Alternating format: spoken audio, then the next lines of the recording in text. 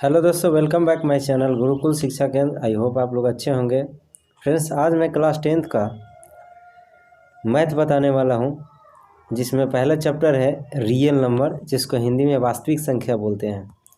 इस चैप्टर से ऑब्जेक्टिव हम लोग पढ़ेंगे। उससे पहले उससे संबंधित जानकारियां ले लेते हैं। तो चलते हैं। हम लोग क्लास 10th का वास्तविक संख्या पढ़ेंगे। ये 9th में भी ये चैप्टर है। तो चलते हैं, इससे जुड़ी बातों को जानते हैं। वास्तविक संख्या को जानने से पहले हम लोग परिमेय संख्या को जानते हैं।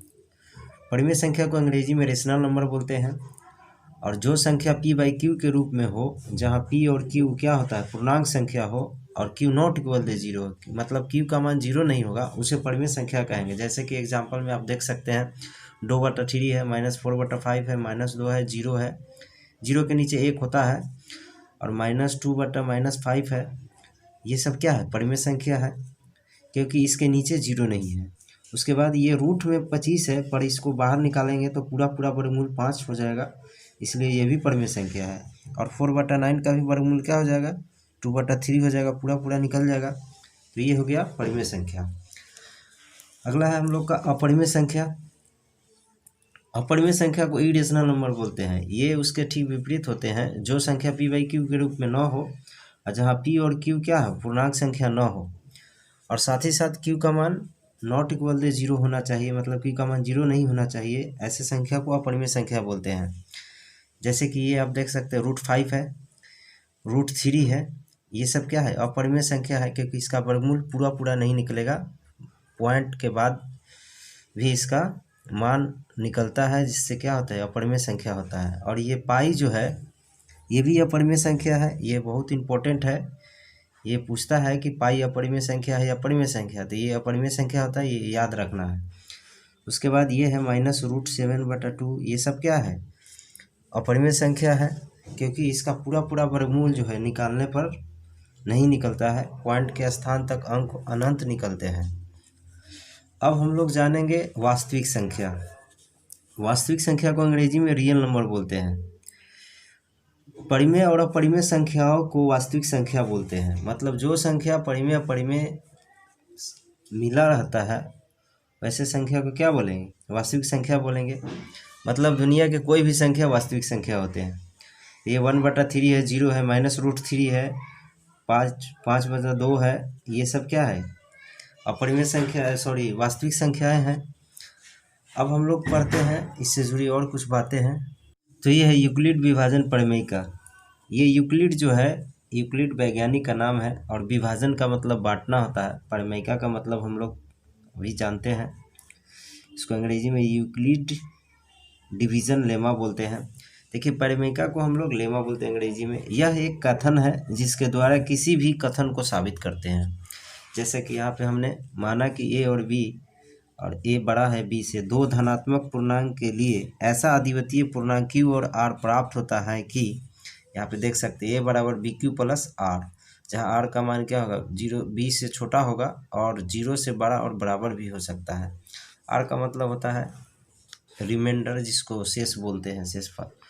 इसी को अगर हिंदी में लिखते हैं तो a क्या हो जाएगा? भाज्य, और b क्या हो जाएगा? भाजक, और q क्या हो जाएगा? भागफल, और r हो जाएगा, प्लस में r है, शेषफल हो जाएगा। तो इसको हिंदी में भी ऐसे लिख सकते हैं। नोट में हम लोग को याद रखना है, इसे ही हम लोग यूक्लिड परिमेयिका भी कहते हैं। चलिए, जैसा कि एग्जाम्पल के द्वारा आप समझ सकते हैं, यहाँ पे a का मान 867 है, b का मान 255 है। तो यहाँ a का मान क्या है? b से बड़ा है, तो हम लोग b से भाग देंगे a में, तो इस तरह से फॉर्म आते हैं। ये 2-3 बार पढ़ते हैं 255 को, तो इतना आता है, शेष 102 आता है। तो 867 बराबर लिख सकते हैं 255 × 3 और प्लस 102। जो ये यूक्लिड विभाजन परिमेयिका को क्या करता है? सपोर्ट करता है। यहाँ पे 867 जो है भाज्य है, ए का मान होगा, भाजक b है जो 255 है, भागफल हम लोग का क्या आता है? 3 आता है। यहाँ शेषफल क्या आता है? r का मान 102। आगे कुछ और बात। तो अगला है यूक्लिड विभाजन एल्गोरिथम। यूक्लिड विभाजन का मतलब तो जानते हैं, एल्गोरिथम का मतलब हम लोग जानते हैं। एल्गोरिथम यह एक विशेष प्रकार के समस्याओं का हल करने का चरणबद्ध प्रक्रिया या श्रृंखला है, जो स्टेप बाय स्टेप होता है, अंग्रेजी में बोलते हैं इसको। नोट में इसका प्रयोग महत्तम समवर्तक यानी एचसीएफ निकालने के लिए करते हैं। इसका अक्सर प्रयोग इसीलिए करते हैं। ये फार्मूला हम लोग यूज़ करते हैं और इस फार्मूला के जरिए स्टेप बाय स्टेप तब तक निकालते रहते हैं जैसे चरण 1 चरण 2 को हिंदी में चरण 1 बोलते हैं, अंग्रेजी में स्टेप बोलते हैं। 1 2 3 इसी तरह हम लोग चलते हैं तब तक कि जब तक कि आर का मान 0 ना हो जाए यानी रिमाइंडर 0 ना आ जाए, तब तक हम लोग इसका प्रयोग करते रहते हैं। जैसा कि एग्जाम्पल में आप देख सकते हैं 255 और 175 का एचसीएफ निकालना है तो गिवन में हम लोग का ए का मान इतना है, बी का मान इतना है, क्योंकि ए का मान सबसे बड़ा है बी से, तो इस तरह से भाग दिए तो शेषफल हम लोग का क्या आ गया, 75 आ गया। तो यहाँ पे आर का मान 75 आ जाएगा। उसके बाद 250 को हम लोग लिख सकते हैं 175 गुने 1 प्लस 75। फिर स्टेप 2 में हम लोग क्या करेंगे, स्टेप 1 का जो शेष बचता है उससे भाग दे देते हैं किसमें 175 में, तो हम लोग को क्या बचता है, इसमें भी शेष हम लोग को बच जाता है यानी आर का मान 25। जो स्टेप 2 में शेष बचता है फिर उससे हम लोग भाग दे देते हैं 75 में, तो ये 75 से हम लोग को क्या हो जाता है, 25 से काटते हैं 3 बार में तो पूरा पूरा कट जाता है, तो आर का मान 0 आ गया। तो ये हम लोग का 75 बराबर लिख सकते हैं 25 गुने 3 प्लस 0। आर का मान 0 आ गया, इसका मतलब कि दोनों का एचसीएफ निकल गया। 250 और 175 का एचसीएफ क्या हो जाएगा, 25 आ गया। तो इस तरह से हम लोग मान निकालते हैं एचसीएफ का, इस फार्मूला को यूज़ करके, स्टेप को यूज़ करके। आगे चलते कुछ और बातें जानते हैं। अब हम लोग को यहाँ पे दिया है यदि ए और बी दो धनात्मक संख्याएं हैं तो इससे संबंधित फार्मूला होता है लॉसा इंटू मसा बराबर क्या होता है, दो संख्याओं का गुणनफल। इसी को अंग्रेजी में एलसीएम गुने एचसीएफ बोलते हैं, बराबर ए गुने बी, क्योंकि ए और बी क्या है, दो धनात्मक संख्या है। इसी को कहीं कहीं ऐसा भी लिखा रहता है एलसीएम गुने ए कॉमा बी इंटू गुने एचसीएफ ब्रैकेट में ए कॉमा बी बराबर ए गुने बी। तो ये तीनों में से किसी तरह लिखा हो तो इसका फार्मूला आप याद रख सकते हैं, क्योंकि इससे संबंधित सवाल आते हैं। जैसा कि आप देख सकते हैं यहाँ पे सवाल दिया हुआ है। इस तरह के सवाल को दो तरह से पूछता है। जैसे मैं यहाँ पे बोल रहा है संख्याएं 510 और 192 के अभाज्य गुणनखंड विधि से एचसीएफ और एलसीएम निकाले और साबित करें कि दो संख्याओं का गुणनफल एलसीएम गुने एचसीएफ होता है। देखिए सबसे पहले इसमें हम लोग को दिया हुआ है एचसीएफ और एलसीएम निकालें, तो एचसीएफ और एलसीएम निकालते हैं हम लोग। उसके लिए क्या करते हैं, जो संख्या दिया है उसके बारी बारी से हम लोग गुणनखंड कर लेते हैं। गुणनखंड करने का तरीका ही अभाज्य गुणनखंड विधि से होता है। तो 2 से भाग दिए, इतना आया, फिर इस तरह से हम लोग निकाल लिया। फिर उसके बाद दूसरा संख्या 192 है, उसको भी इस तरह से निकाल लिया। तो दोनों को 510 को हम लोग लिख सकते हैं 2 × 3 × 5 × 17। फिर उसी तरह 192 को भी ऐसे लिख सकते हैं, क्योंकि 2 6 है और से 3 यहाँ बचता है तो इसको ऐसे लिख सकते हैं। उसके बाद एचसीएफ निकालते हैं। तो एचसीएफ निकालने का तरीका होता है जो दोनों में संख्या मिल जाता है उसी को हम लोग लिखते हैं। यहाँ पे 2 1 है, यहाँ पे 2 6 है, लेकिन हम लोग को मिल रहा है क्या, एक ही 2 मिल रहा है, 1 2 लिख दिए। उसके बाद 3 यहाँ है, 1 है और 1 यहाँ है, यही दोनों मिल रहा है, बाकी नहीं मिल रहा है। तो इसीलिए ये क्या होगा, एचसीएफ हो जाएगा जो मिल रहा है वो। तो कितना आ गया एचसीएफ 6। उसके बाद बोल रहा है एलसीएम निकालिए। एलसीएम का मतलब होता है जो दोनों में शामिल हो। तो पहले तो सबसे पहले जो मिल रहा है उसको लिखते हैं। तो ये 2 यहाँ 1 है और 2 यहाँ 6 है, तो 6 है तो क्या है, 1 है इसमें, तो ये सब इसमें आ जाएगा। तो 2 पर पावर 6 लिख देंगे। उसके बाद 3 यहाँ 1 है, यहाँ 1 है, तो दोनों में से कोई एक ही को लिखेंगे, यहाँ हो गया। उसके बाद बच जाता है इसमें 5 और 17, तो 5 और 17 को भी गुना करते थे, इतना आ जाता है। तो हम लोग का क्या हो गया, एचसीएफ निकल गया। तो इस तरह से हम लोग एचसीएफ निकालते हैं। अब दूसरा सवाल इसमें पूछ रहा है कि दो संख्याओं का गुणनफल जो आता है एलसीएम गुने एचसीएफ के क्या आता है, इक्वल आता है। तो जब इसको हम 510 को 192 से गुना कराते हैं, यही तो संख्या ने दिया था, इसको हम लोग गुना कराए तो आ गया 97,920 आया। फिर उसके बाद एलसीएम गुने एचसीएफ कराते हैं, तो एलसीएम हम लोग का आता है 16,320, उसको 6 से गुना कराते हैं एचसीएफ से, तो फिर इतना ही आता है। इसका मतलब कि ये हम लोग को साबित हो गया कि दो संख्याओं का गुणनफल एलसीएम गुने एचसीएफ के बराबर आता है, क्योंकि दोनों संख्या देखिए दोनों इक्वल हो जाता है। तो इस तरह से हम लोग को ये साबित हो गया। आगे कुछ और है जिसको हम लोग जानते हैं। अगला है दशमलव प्रसार या विस्तार। देखिए दशमलव अभी तक तो हम लोग जान रहे थे कि दशमलव होता है, पर दशमलव दो प्रकार के होता है। एक शांत दशमलव प्रसार होता है, एक अशांत दशमलव प्रसार होता है। इसको अंग्रेजी में टर्मिनेटिंग डेसिमल एक्सपेंशन बोलते हैं, इसको नॉन टर्मिनेटिंग रिपीटिंग बोलते हैं। यहाँ पे दिया हुआ एग्जाम्पल में शांत दशमलव किसको कहेंगे? देखिए, दशमलव के बाद जो अंक समाप्त हो जाता है उसको शांत बोलते हैं। जैसे 4.5 है, अब इसके बाद कोई अंक है नहीं। 7.5 है, 2.125 है, इसके बाद कोई अंक नहीं है, इसीलिए शांत है। अशांत में क्या होता है कि ये जब भाग देते हैं किसी भी संख्या में तो वो खत्म नहीं होता है, मतलब 666 आता रहेगा, 3.333 आता रहेगा, 1.33 ये ख़त्म नहीं होगा, मतलब डॉट डॉट लिख देते हैं। इसका मतलब ये अशांत है, रुक नहीं रहा है, जब तक भाग देंगे ये संख्या आते ही रहेगा, इसीलिए ये क्या हो जाते हैं? अशांत दशमलव प्रसार हो जाते हैं। अब इससे जुड़ी और कुछ क्वेश्चन हम लोग जान लेते हैं, सवाल जान लेते हैं। इससे जुड़ी सवाल आता है, यदि दिया हुआ संख्या परिमेय संख्या p/q के रूप में रहे तो p/q में q बराबर 2m गुने 5n या 2m या 5n के रूप का रहेगा, मतलब n बराबर 1 2 3 है, तो के रूप के शांत दशमलव कहते हैं, बाकी के रूप को अशांत दशमलव कहते हैं। मतलब कोई भी परिमेय संख्या है और उसके हर जो है, जिसको डिनोमिनेटर बोलते हैं, वो 2 गुने 5 के रूप में रहता है, या तो 2 के रूप में रहता है या तो केवल 5 के रूप में रहता है, तो वो क्या होगा? शांत दशमलव होगा। और इसके बाद अगर कोई रहता है हर में कोई संख्या, तो वो हो जाएगा अशांत दशमलव। जैसा कि आप एग्जाम्पल के जरिए समझ सकते हैं, 35/50 है, हम लिख सकते हैं 25 गुने 2। इसको नीचे वाला से मतलब है, ऊपर वाले संख्या से नहीं मतलब है, तो इसको लिख सकते हैं 2 गुने 25 का क्या होता है? 25 का स्क्वायर करते हैं तो 5 का स्क्वायर कर देंगे, 25 आ जाएगा। और 2 है, तो ये m के जगह पर क्या है? 1 है, n के जगह पर क्या है? 2 है। इस फॉर्म को शूट कर रहा है, इसीलिए ये क्या हो गया? शांत दशमलव हो गया। आपसे सवाल इस तरह से पूछेंगे कि क्या यह शांत है या अशांत है, और परिमेय संख्या के रूप में देता है, तो हम लोग ऐसे चेक कर लेंगे इस फार्मूला पर सेट करके। दूसरा सवाल है 14,558/625। 625 को 5/4 लिख सकते हैं, तो आप देख सकते हैं कि दोनों शामिल हो, 2 और 5, या तो दोनों में से कोई एक भी चलेगा। तो यहाँ पे 5/4 है, यानी n के जगह पर क्या है? 4 है, और केवल 5 ही है, इसीलिए ये शांत है। केवल 2 भी रहता तो भी चलता। ऐसे हम लोग चेक करते हैं। अब देखिए यहाँ पे है 29/243। 243 को हम यहाँ पे फैक्टर निकाले हैं, तो 4 3 आता है, एक ये है 5 है, ये 29/3 क्या हो जाएगा? 5 हो जाएगा, जो 243 का होगा। इसका मतलब इसमें से न 2 है न 5 है इसका हर, इसीलिए क्या हो जाएगा? अशांत हो जाएगा। तो ये अशांत दशमलव हो गया। आगे कुछ और सवाल आते हैं। ये तो परिमेय संख्या के रूप में दिया था और हम लोग शांत अशांत को पहचाने। अब सवाल दे देगा शांत अशांत के रूप में देगा, अब पूछेगा कि ये परिमेय संख्या है कि अपरिमेय संख्या है। तो आइए इसको पहचानते हैं। सबसे पहले यहाँ दिया है, यदि दशमलव विस्तार दिया है तो परिमेय और अपरिमेय संख्याओं को कैसे पहचानोगे? तो चलिए देखते हैं।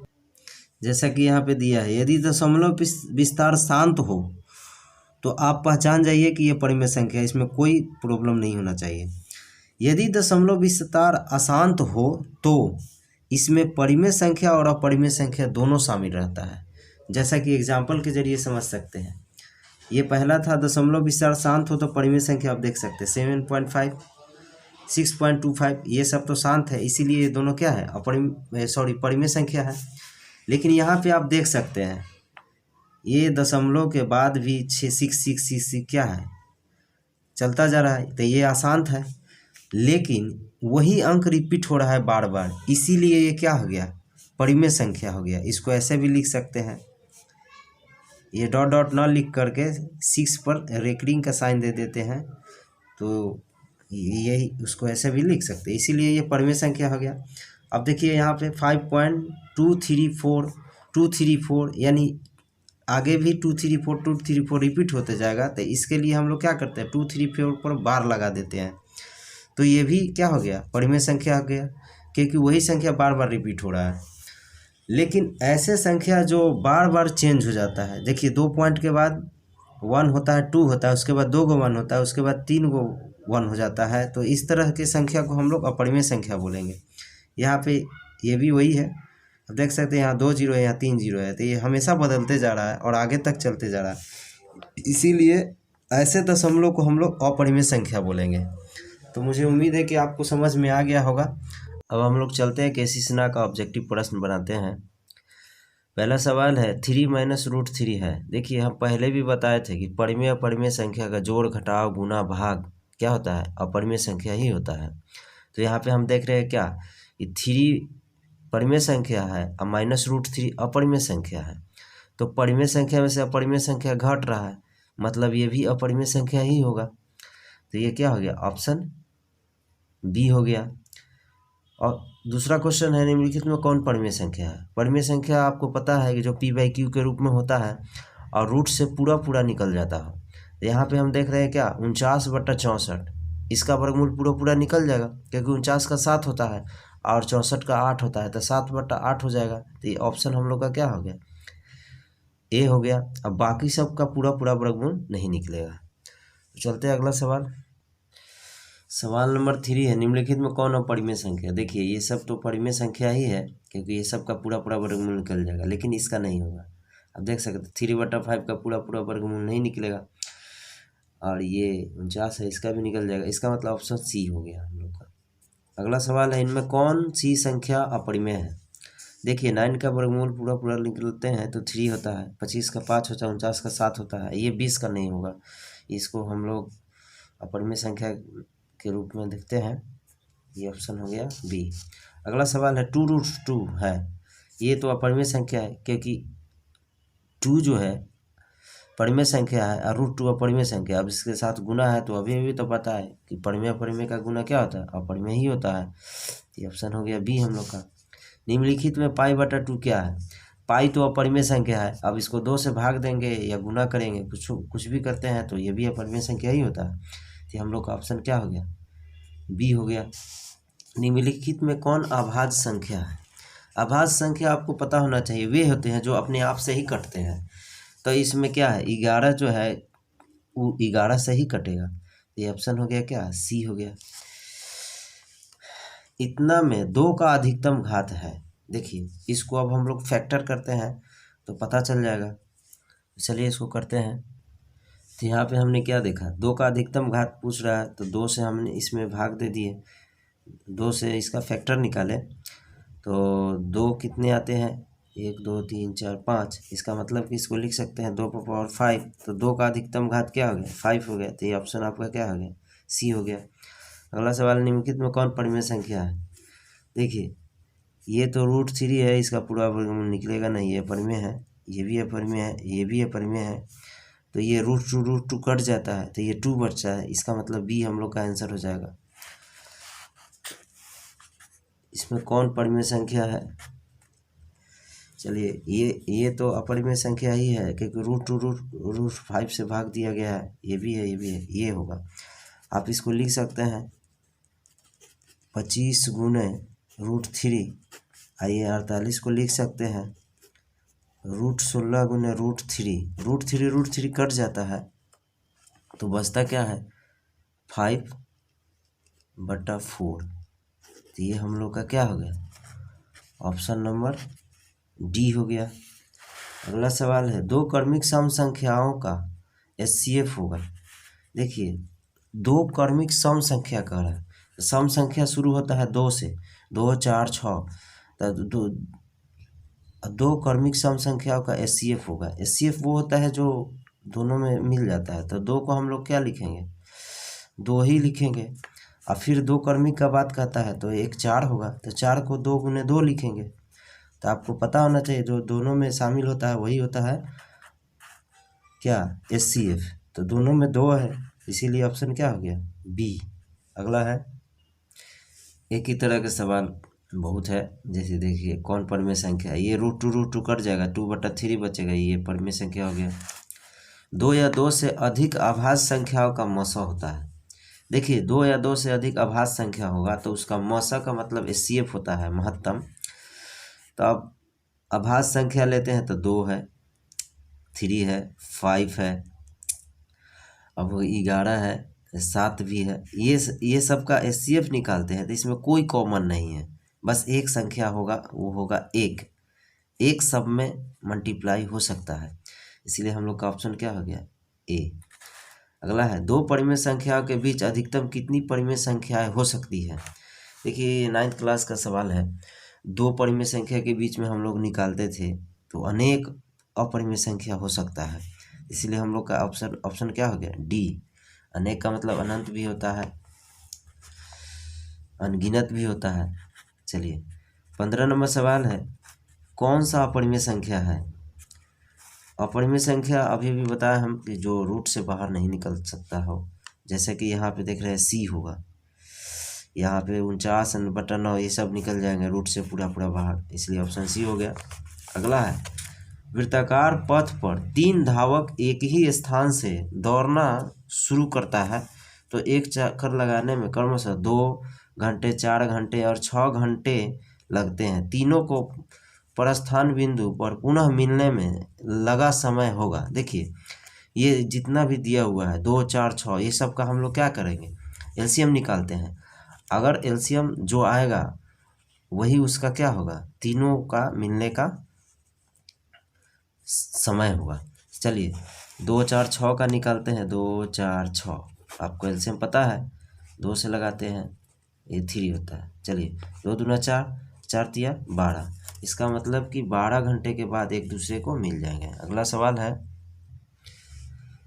सवाल नंबर 17 सेम वही है, के घंटे बाद मिलते हैं तो आप ये 1 घंटा, 3 घंटा, 5 घंटा का अगर एलसीएम निकालते हैं तो ये तो 15 होगा, तो 15 होगा, तो ये ऑप्शन आपका क्या हो गया, डी हो गया।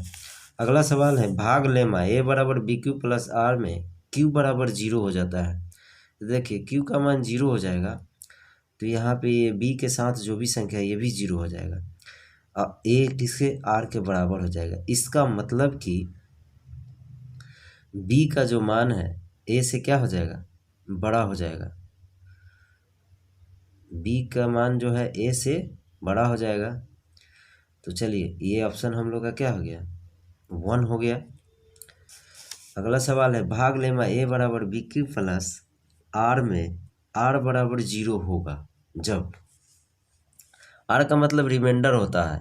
ये यूक्लिड विभाजन एल्गोरिथम का ये फार्मूला है जिससे हम लोग निकालते हैं। आर मतलब रिमाइंडर 0 हो जाएगा तो इसमें क्या होगा, बी ए को विभाजित करेगा, ए बी को विभाजित करेगा, ये तो गलत है, ए बी को नहीं कर सकता है, बी ए को विभाजित करेगा, ये ऑप्शन हम लोग का ए हो गया। अगला है, यदि ए बराबर बी क्यू प्लस आर तो मौस महत्तम समवर्तक ए कमा बी बराबर महत्तम समवर्तक क्या हो जाएगा, बी कमा आर हो जाएगा। ये ऑप्शन हम लोग का क्या हो गया, ए हो गया।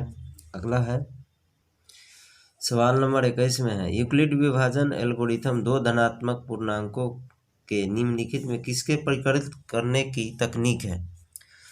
देखिए यूक्लिड विभाजन का प्रयोग हम लोग मौसा निकालने के लिए करते हैं, यानी HCF निकालने के लिए प्रयोग करते हैं, तो ये ऑप्शन हम लोग का क्या हो गया, बी हो गया। यदि दो संख्याओं का मौसा 15 और लौसा 30 हो तो संख्या का गुणनफल होगा। हम लोग पढ़े हैं मौसा इंटू लौसा बराबर दो संख्याओं का गुणनफल, ये दो संख्या दिया हुआ है तो 15 तिया क्या होगा 45, यानी 450 हो जाएगा, ऑप्शन ए हो गया।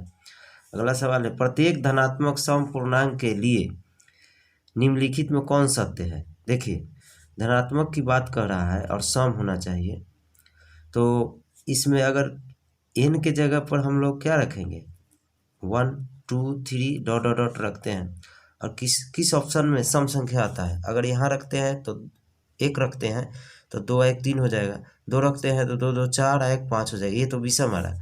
इसमें रखते हैं तो 1 रखते हैं तो 2 में 1 से करते हैं तो 2 आता है, फिर 2 रखते हैं तो 2 दूना 4 आता है, फिर 3 रखते हैं तो 6 आता है। इसका मतलब कि ऑप्शन क्या होगा, बी हो जाएगा सही।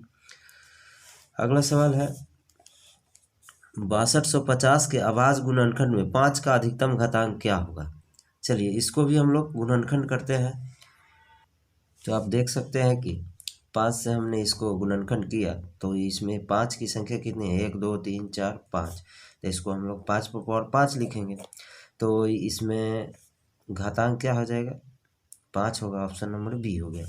अगला ए और बी सअभाज्य कहलाते हैं यदि म स ए, बी बराबर है। देखिए यहाँ थोड़ा मिसप्रिंट है, सअभाज्य है, यहाँ पे लिखा है राभाज्य।